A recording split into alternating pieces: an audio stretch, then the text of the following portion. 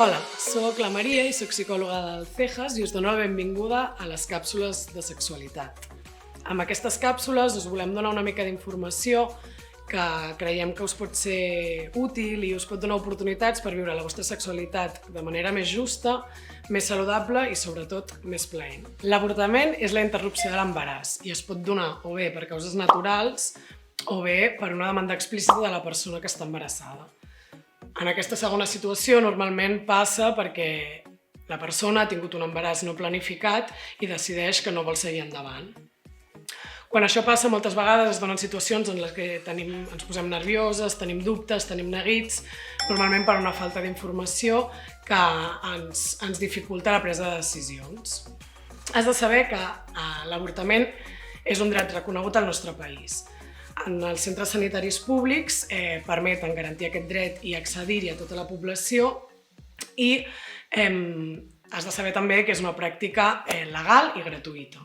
A banda del dret a l'avortament, també tenim dret a l'accessibilitat a aquest servei i a estar sempre ben informada sobre tot el que implica. Des de l'any 2010 hi ha una llei orgànica a l'Estat espanyol que parla de salut sexual i reproductiva i que regula la interrupció voluntària de l'embaràs, és a dir, l'avortament.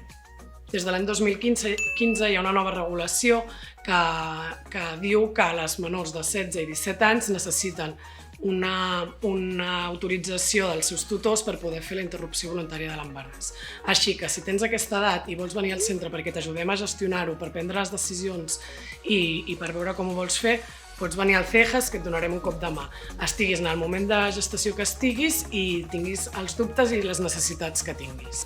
També has de saber que existeixen dos mètodes per practicar l'avortament. Tots dos són molt segurs, són recomanables i es poden practicar de forma gratuïta.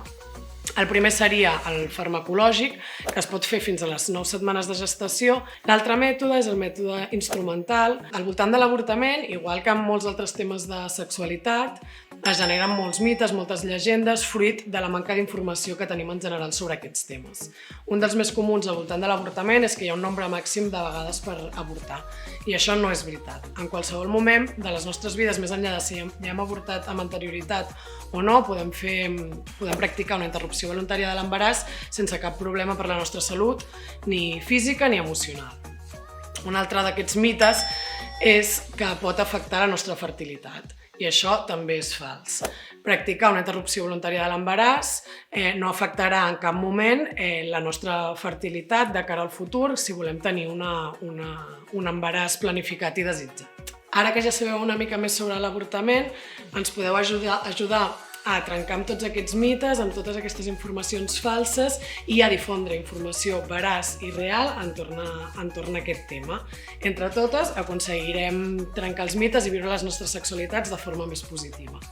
Si teniu qualsevol altre dubte entorn a l'avortament o qualsevol altre tema de sexualitat, podeu entrar a la nostra pàgina web centrejove.org o venir al nostre centre.